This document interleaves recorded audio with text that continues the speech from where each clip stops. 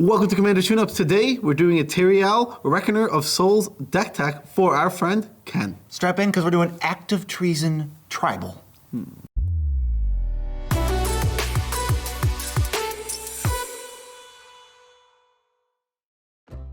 I'm your host, Joe Cherries. I'm your host, Beezy, and that makes us the Nitpicking Nerds. Don't you love when you vibe with a YouTube channel, and then you realize they have a ton of videos that you could go back and watch?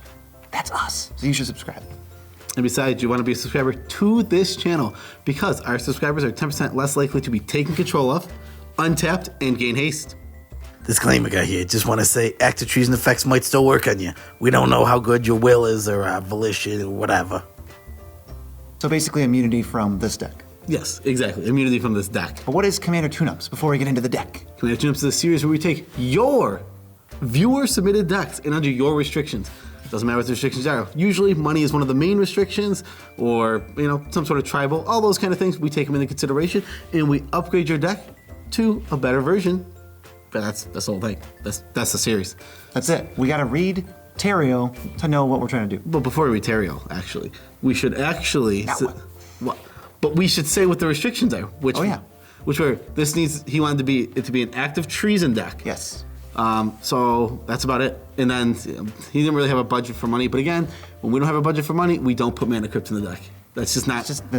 we get it. We get those cards are good. We're going to move on now and read Tariel, Reckoner of Souls. 4, and a Mardu for a 4/7 Flying Vigilance Angel. Tap, choose a creature card in an opponent's graveyard at random and put it onto the battlefield under your control. You know what I really love about this wording? What? It says choose at random. And it's not at random it's not choosing if it's at random.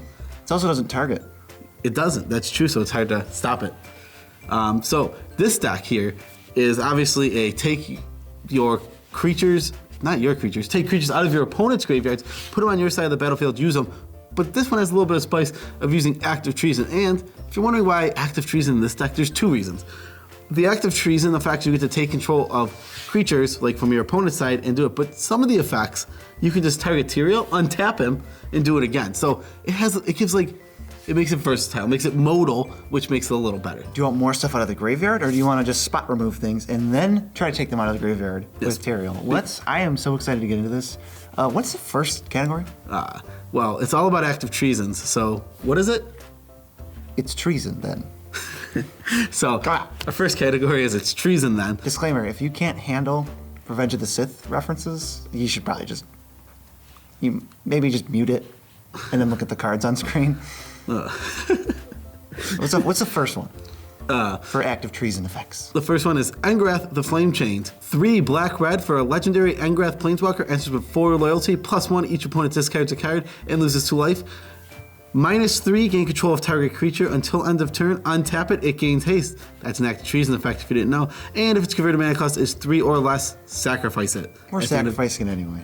We are sacrificing it anyway. -8, each opponent loses life equal to the number of cards in his or her graveyard. Cool thing about this card is the +1 is not irrelevant because they're plussing and they're discarding, which means they could be throwing big creatures in the graveyard. Well, they're either throwing, if it's turn 5, they're either throwing their big fatties or extra land. I'll take whatever I can get. This card's just pure card advantage. I mean, yeah, and like I'm saying, you know that you want active treason effect, so the -3 is getting you the active treason effect, and if you have a sack outlet, which that has plenty of. We'll go over that soon. You take one, you hit them with it, and you sacrifice it, and that's awesome. So simple. So simple. That's Jim Gaffigan. Okay. So simple. All right, Captivating Crew is 3 and a red for a 4/3 pirate. You can pay 3 and a red at sorcery speed, active treason one of your opponent's things. That's simple. I mean, this one you get to keep activating over and over again. That's why it's so sweet. It's gonna say 3 and a red, destroy target creature, deal a couple damage to somebody. Now, the reason, you notice that these ones are both repeatable and do other things. Well, the Catching doesn't really do other things. He's a creature. It's a creature. It can rumble, and it waits for you. You don't have to say, I have to play it now. It's like installment plan. Yeah, it's because we cut all of the one-time Mark of Mutiny. We cut the actual act of treason. Threaten. It's like they're all the same card, or the Portent of Betrayal. Yeah, there's 1 or 2 single steals. Yeah, I mean, those cards are very good. I mean, The one I can think of is carries as expertise. Karyzev's expertise is in here since we're doing this. Yeah. That's 1 red, active treason, but you get to play a 2-drop or less for free from your hand. So that just gives you 5 mana worth for 3 mana. And then also, we have active aggression, which is 3 and 2 Phyrexian red mana, which means you can pay 3 and 4 life, which you should. And that's an instant speed active treason. That is way more versatile. Yeah. If you don't know instant speeds, they attack with like their team. You take their biggest thing, untap it, and then block with it. Or their small death touch thing and just kill their big blocker, or just then if you like instant speed untap Tariel too, it does a lot of things. Yeah, exactly. Versatility is what makes these spells better. Because the card Active Treason, I would say, is actually 100% unplayable in EDH. It's so bad. It just doesn't do anything. But we can move on to the next one. We have Molten Primordial. Do you know what its power toughness is? 5 red for a 5/4. Okay. And when it enters, you Active Treason from each opponent. Right. Each opponent, you take their best thing, and now you can attack with all of them, and then sacrifice all of them for value, as we'll get into later. Mwah. Chef's kiss. Harnessed by Force, 1 red. Sorcery, it has Strive. You can pay 2 and a red to give it an extra target. And gain control of any number of target creatures until end of turn. Untap those creatures. They gain haste until end of turn. You'll be safe from this card, but your opponents will not be. I mean, it's just... What? You'll be safe from this card because... Why would you be safe from it? Because they subscribe to our channel. Oh, yeah. You can't be targeted. No. Just no. Maybe they forgot that joke. Maybe they skipped the joke and they're really confused. Yeah, they're just like, I hate these intros. Skip. You get to get more than one thing. It scales with the game, so if you have 9 lands, gaining 3 things, sacrificing the 3 best things on the board, that's really strong. This can also take out all of someone's blockers if you take their 3 or 4 things. Then you hit them all with all your things. Then you sacrifice them. Now they have no creatures and they can get beat up by the 2 other players too. Yeah, you know what they say. Sucks to suck. Shouldn't have had the best creatures, but I'm playing Active Treason Tribal. Mass Mutiny's next. 3 red for a sorcery. For each opponent, gain control up to 1 target creature that player controls. Untap them, and they gain haste. It's perfect. It's just a sorcery speed, worse version of Molten Primordial. I'm going crazy over here. I'm making up cards. You're just making stuff up. I love that card. That card would be great. Yeah, I'm just making up cards. There's a card that lets you switch. I don't remember what card that is. Doesn't matter. Not in this deck. I'm going crazy. I'm sorry. I'm going completely. I literally made up a card that didn't even exist but 2 seconds ago. You didn't hear me read it because we cut it out, but I'm just going crazy. Know that. Why don't you read Mob Rule and redeem yourself? Oh, God. Mob Rule? The last one in our category. 4 red. Choose 1. Gain control of all creatures with power 4 or greater until end of turn. Untap them, they gain haste.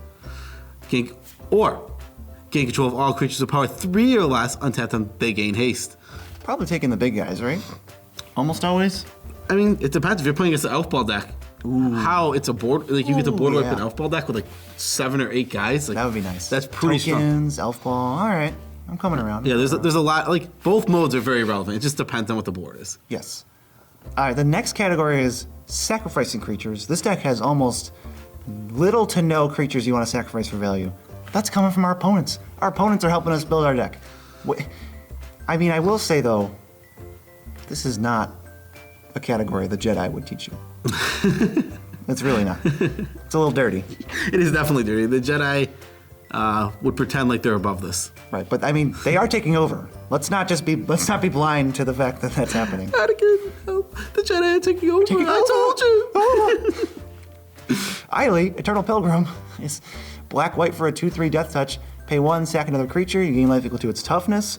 And then if you have a bunch of life, you can pay 3, and you can exile something. I wouldn't worry about that one. You're not going to really be doing that too much. This is great. You take a big thing, sack it for mana, which is not super ideal, but 1 mana, and then you gain 4, 5, 6 life. Awesome. Yep, love it. What's Flesh Carver do? So Flesh Carver is 2 and a black for a 2/2 with Intimidate. You can pay 1 and a black, sacrifice another creature, put 2 counters on it, and then when Flesh Carver dies, you get an XX creepy, gross thing where X is the power. I wrote Fresh Craver the first time I wrote the card down, and I realized it just fits the card also. Same thing. I think his flavor text is just a taste. Yeah, exactly. That's what I was saying. A knife in the art. Yeah, that's why I said that's why I wrote Craver, because I looked at the art when I wrote it, and I'm Craver I like better actually. Now that you say that.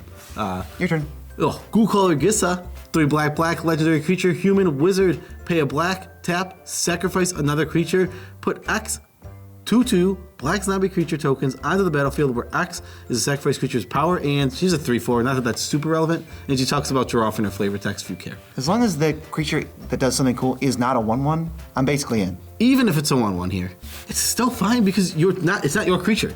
You're taking their creature, you're sacrificing it, you're getting it off the battlefield completely, and then you're getting a 2/2. I was talking about Gold Color Gisa. As long as her power toughness is not a 1/1, she'll be able to like rumble with enough things. Yeah, see, I take whatever you want. I don't care. It's turning into zombies. Yeah, they stay, and the creature dies. It's perfect. I like Gisa a lot. She's such a cool card. It's one of those cards where it's like, there's better sack outlets.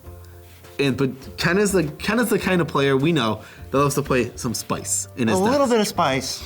We're not just gonna throw this. I mean, this is already the active Treason deck. It's already spicy enough, but we're not just throwing in lamos here. We got some spice. Yeah, Gold Color Gisa is awesome. Next, Razaketh. 5 black for an 8/8. You can pay 2 life, sacrifice a creature, and tutor. Sacrifice another creature? Sorry, another creature. Yes, trample. So you get to, if you're it feels real good to take your opponent's thing, sacrifice it, and get the best thing out of your deck. Turn it into a demonic tutor. Turn it into another active Treason, and then just do that for every 3 or 4 mana you have. And speaking of turning your opponent's creatures into tutors, Diabolic Intent is demonic tutor, but as an additional cost to cast it, you sacrifice a creature. They can't even stop this. You go, all right, I don't have any sack out in play. They're like, okay, my guy saved it. Cast this, sack your guy is the cost to pay it. Tutor. And you get to say burr. We say Bill Burr. Bill Burr. Are we allowed to say that now? I don't know. What? Did he do something? I don't know. I thought no. That's Louis C.K. I don't know. I don't keep track. I'm conflating the two. Okay. Viscer Seer is 1 black for a 1/1. Sack a creature, scry 1. Easy peasy. We're gonna play it early. It's gonna sit around and do almost nothing, and then it's probably one of the worst sack outlets in here. But then when it comes up, you need it. It's there for you. I don't know. The next one's probably one of the worst sack outlets. It costs so much mana. Oh, Vishkal Blurderbiter? But I want to be clear. It's one of the coolest ones, but it's just probably one of the worst ones. Yes. Okay, so let's pull him up. Yeah, he's got a lot of text. Vishkurl Blurderbiter, 4 white, black for a 5/5 legendary vampire, flying lifelink. Sacrifice a creature, put X +1/+1 counters on Vishkal, where X is sacrifice creature's power. Remove all +1/+1 counters from him. Target creature gets -1/-1 until end of turn for each +1/+1 counter. Remove this way. So if you steal a 3/3, he becomes an 8/8 when you sack the 3/3, and now that is on retainer if you want to kill a 3/3 later. I mean, yeah. I mean, it's again the worst, but cool. I love this card. Also, he's wearing sunglasses. Not up for debate. Just saying. He is wearing sunglasses. Look at the art. No, he has. Tell me he's not like. He has really big brows. Brows. So it's the shadow just looks. Shadow. It's like a caveman. Either way, it's funny. And then 2 lands because I want the sack outlets to be uncounterable and basically unstoppable. So Phyrexian Altar, it taps for a colorless, or you can tap and sacrifice a creature and make 2 black. High Market taps for a colorless, or you can tap it, sacrifice a creature, and gain 1 life. It's so weird to me that it gains 1 life. It has to do something. It has to do something with it. Phyrexian Altar is upside, and then High Market is here's your upside, and then here's a life. I don't know. All right, so next we're going to start working with our boy, Tariel. Yes, Tariel. She even has the power to bring back the ones that you guys loved. Oh, yeah, it's an angel. It's definitely a female. I said our boy. Yeah, no. Our girl. We're going to work with our girl. Yeah, she cheats death. She can steal stuff, but she's not picky. She wants to go random. So we have to make it A, less random, or B, put even more spicy things in there and force them to go so we have more choices. And it can't get your own creatures back, so there's no possible way Tariel could get herself back. So she can save others from death, but not herself. So sad. So sad. Ironic. Ironic, yes. She taught us everything she knows. Crook of Condemnation is the first one, and no, it's not a legendary creature. It's an artifact. I love the idea that this is the Crook of Condemnation. The Crook. I'm gonna take all of the condemnation. 2 for an artifact. 1, tap, exile target card from a graveyard. 1, exile Crook, exile all cards from all graveyards. Now, we're not using the second mode so much. I looked at a ton of these Tariel decks to get some inspiration. I saw Relic of Progenitus in a deck or two. That card cannot go in this deck. Don't do that. It doesn't make any sense. You don't want to give them the choice. They're going to exile their best creature. And you never want to activate the other mode because you just don't want to exile all graveyards. I like that it's on here. It's better than if it wasn't on Crook of Condemnation. But we want a single target, take out the weak, stupid creatures like Wall of Omens, Elvish, Visionary, and like Llanowar Elves that we don't actually want to get. Make Tariel less random, especially since you can bully one graveyard and go, oh, you only got 3 creatures in there? And step 2, my turn, 1, I'll take it. Another thing with this is it stops like things like Reanimate, Dance of the Dead, all the kind of ones that target a single thing in the graveyard. Yeah. Because if you're holding up 1 mana, they can't target it. You're just going to remove it. So it's versatile in that way. And you have the option to go nuclear and exile everything, which is not good for you. But if something worse is about to happen, like someone casts Rise of the Dark Realms, okay, just get rid of everything. Yeah, Counter the spell. It's worth it. Yeah, exactly. I mean, it's not ideal for your deck, but it is there if you need it. It's a fallback. Yeah, we can rebuild. Yeah. Next we have Timoret, Chosen from Death. Black for a 2-star. His toughness is equal to your devotion to black. You can pay 1 in the black, exile 2 cards from graveyards. You gain 1 life for each creature exiled this way. This is the Black Scavenging Ooze. I'm going to say it. This card is really good in Commander. Yes, because in Commander, Scavenging Ooze being a big fat body is almost not relevant. It's fine. I care about green exile something. Yes. And the fact that it's a green creature. Like, Yeah. This is a creature. It's going to come out. It's never, ever going to get spot removal. I can't imagine ever. Unless someone is like, oh my god, I'm a graveyard deck.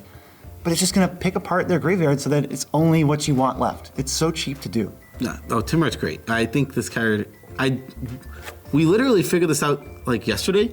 We didn't really talk about this card at all coming out or anything. It's like, it probably fits in more decks than we were thinking because It's super good. it's very good graveyard hate. And if you're playing something where you want the body, then go for it. Yeah, great. There's no card that, outside of like Ooze, that exiles cards at this rate for this cheap. Yeah, and you need to, you get to remove the ones you want. Like, you get Relic of Progenitus, but it's like, yeah, but they're choosing, so. They're not going to make a decision that's good for you. Yeah. Let's move on to the next one. 2 arms. 2 arms! This is an instant for, what's it? Oh my god, what's it cost? 1 in a white. 1 in the white. I thought it was 1 in the white. Untap target creature, draw a card. Untap all your creatures. Oh my god, it's broken. It's actually really good. Fine, yeah. That's like so stupid and limited. I guess. It'd be so, okay, it's just super. It's a combat trick.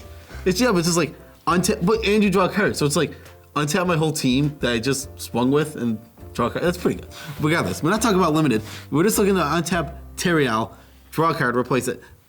The problem with a lot of these decks that I saw, they just shove in every card that says untap target creature. You need to get your card back.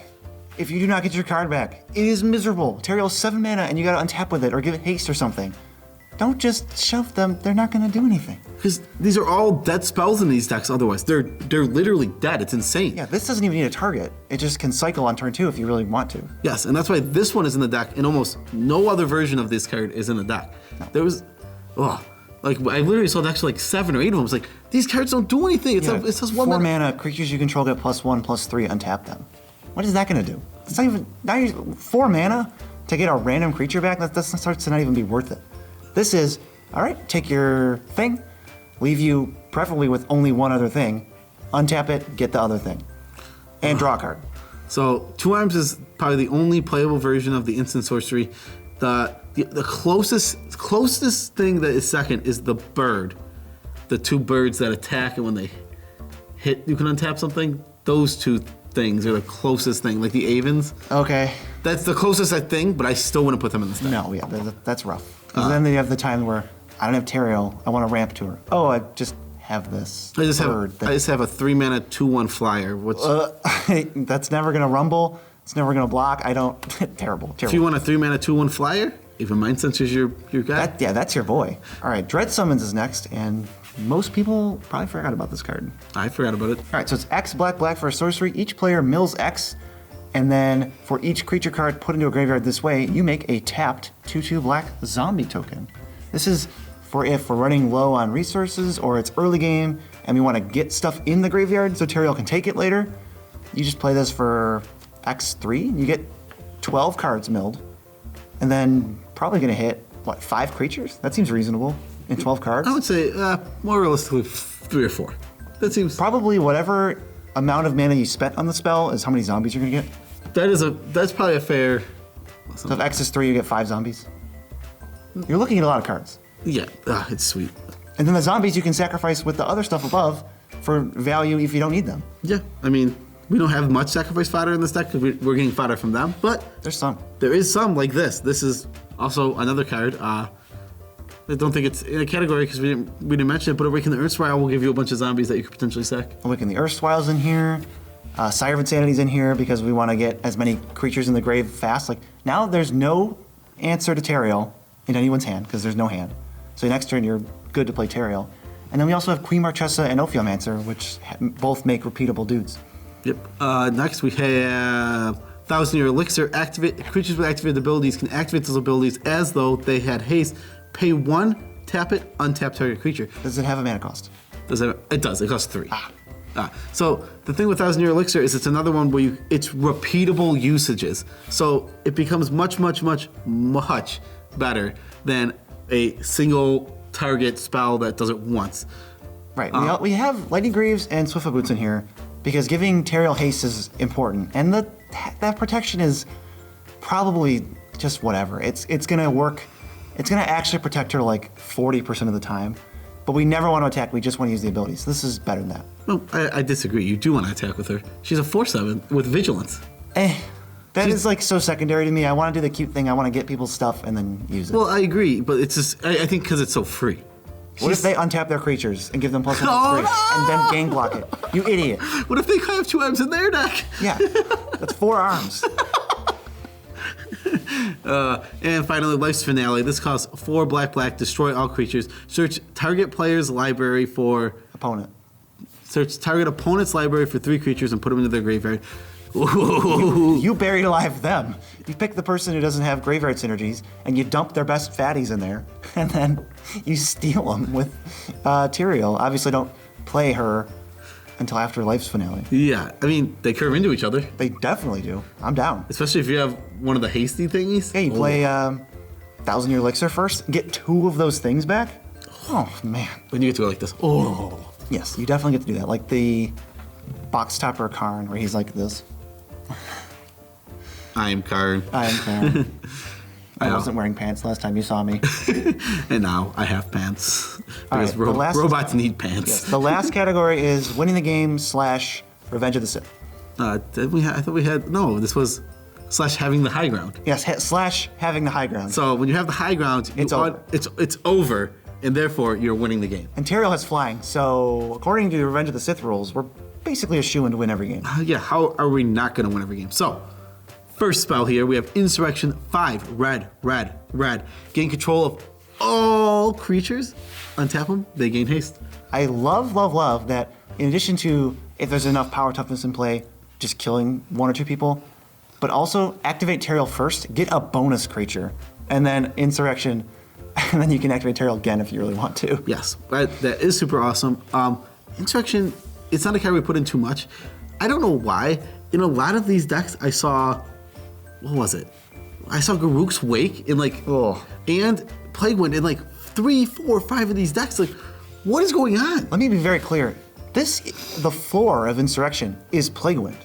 You take everyone's stuff, clock them with it, and then you have a sack outlet, sack all of them away. They're gone, not to be returned to your opponents. And you just Plague Winded plus did 30 damage. I'm just like, I don't want to go. I guess I don't want to go on a negative rant again. So I'll avoid it for now. We'll talk about the cards like Plague Wind and Garruk's Wake. We're not even. They're on the deck. We don't have to talk about them. I don't talk about this sick combo that we discovered while building this deck. Do it. Okay. Thornbite Staff.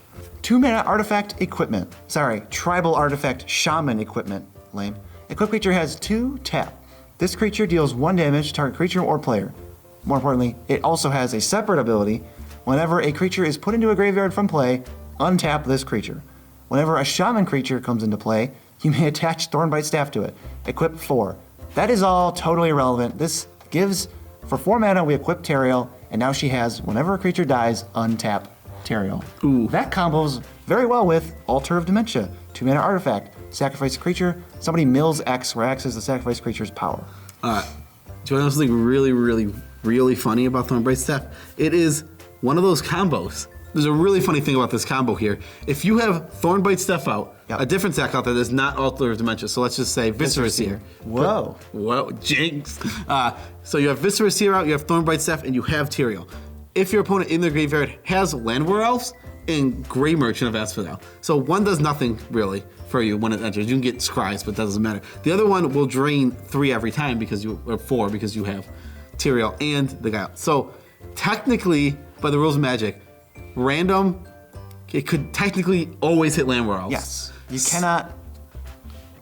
cannot shortcut something that is random. So you can't shortcut this because if your opponent's trying to make you play it out, every single time you'll have to flip the coin, do it, Yes. and then sacrifice it, do it again. And just to clarify, this is an infinite combo. Tariel will tap to put a creature into play, guaranteed. It's going to be random and it might suck.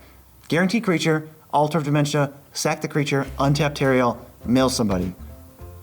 You're back where you started, except somebody's milled. So it mills all your opponents, or if someone has a Grey Merchant and you can bully them, then you get to Grey Merchant everybody infinitely. Yeah. So If you get to cultivate their graveyard so that only Grey Merchant's the thing, that's not our combo. It's just Altar of Dementia just completely kills everybody. yeah, I just really like the cuteness of this situation that is completely plausible. It's even Yeah. more plausible because what if they have 6, 7, 8 creatures? They might actually make you do it. Yeah, they might. Because it's like, Get all your right, coins ready. It's like, you want to go random? All right, roll your 8 sided dice over and over and over again until you kill us. That's so weird. There's so many creatures you can take that can contribute to a combo. Like, oh, I stole your Perforos. There's You're dead. so many. There's got to be a million different things that kill. Steal your Blood Artist. Now it doesn't matter what my triggers do. Yeah, exactly. We don't even have Blood Artist in here. I think it's so corner case and bad. Yeah, Get your Blood Artist elsewhere. Next, we have Kiki Jiki Zealous Conscript. So obviously, we have the Zealous Conscripts in deck to be an active treason effect.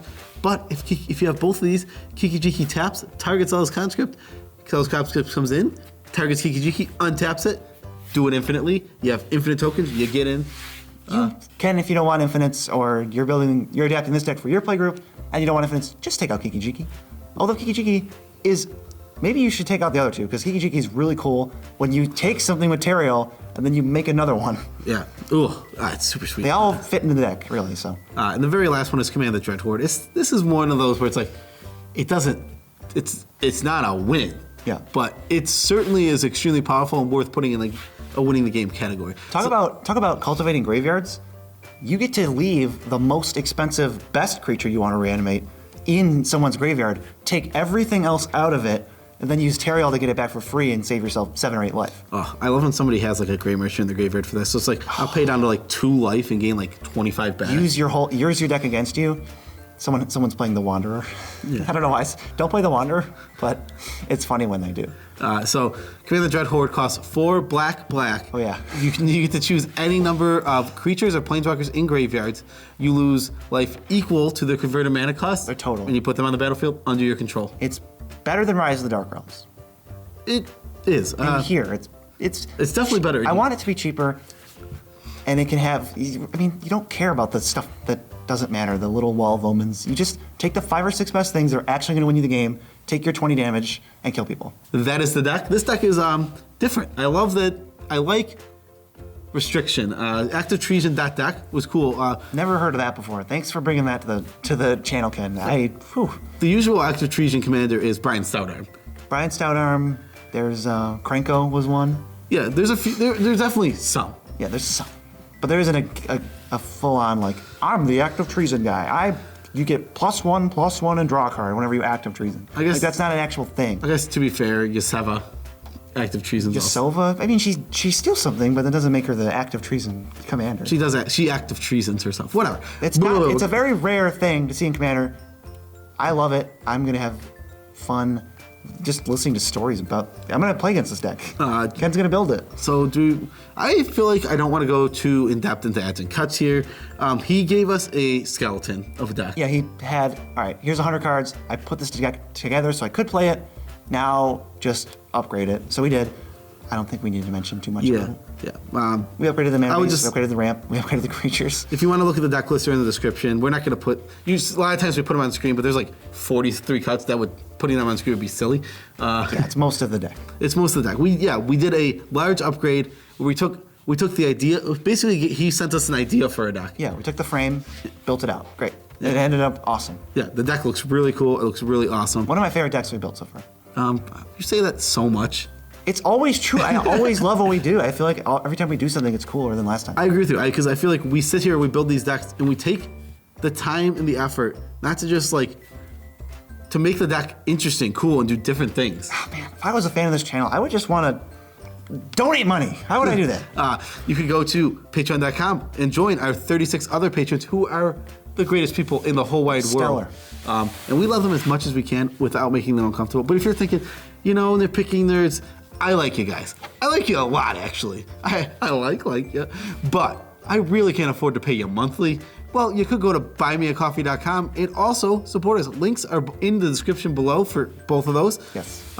And if you're also thinking, if you're curious, I like you, but I don't want to give you money directly, but I do want to buy Magic cards. You can go to tcgplayer.com using the link in the description below. That link will take you to this deck list. Deck list, yeah. And from there, navigate, buy any cards you want. Anything, we will get a percentage, a kickback, and it'll help support the channel. It's great. I think... Oh no, I forgot something. What? Our secret patrons, our two mothers, Yes. we love you so much. Tammy and Michelle. You guys are great. I want to clarify a slight wording issue. Last video, we are nominated for MTG Content of the Creator, the MTG Content Creator Awards, Best YouTube Channel Medium Audience. Yep. And the voting takes place betwixt us content creators. I meant like go vote if you were a content creator. I just didn't say it. Yeah, So the content creators are going to be voting, and obviously we'll have the news for you. We'll probably link to the video. It should be fun. We're just gonna say we won, no matter what. And don't go check. The results are in. We win. Whoa! Best, Champions! best YouTube Champions! channel, Woo! medium audience. Peace out, Tribe Scout.